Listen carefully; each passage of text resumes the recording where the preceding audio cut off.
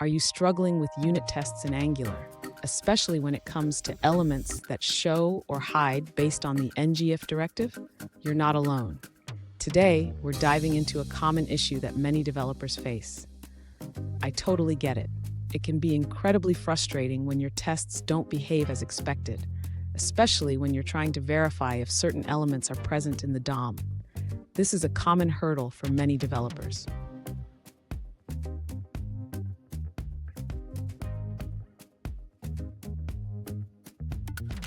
Here's the specific situation we're looking at. One user asked, "How do I test content that is shown or hidden by ngIf in Angular 2?" They provided some code snippets and mentioned that their tests are not detecting the elements as expected. Sound familiar? Let's work through this together. So what's happening here? The ngIf directive dynamically adds or removes elements from the DOM based on a condition. This can make it tricky to test, especially if you're not waiting for the DOM to update after a click event. Let's break it down step by step. And stick around. I have a crucial tip at the end that will help you ensure your tests are robust and reliable. To begin testing the content shown or hidden by the ngIf directive, the user should first ensure that the component is properly set up in the test file. This includes importing necessary modules and declaring the component.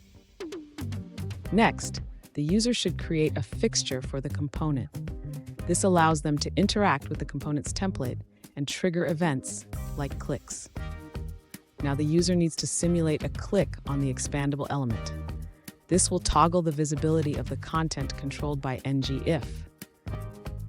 After simulating the click, the user should check if the content is now visible. This can be done by querying the DOM for the element that should appear when ngIf is true.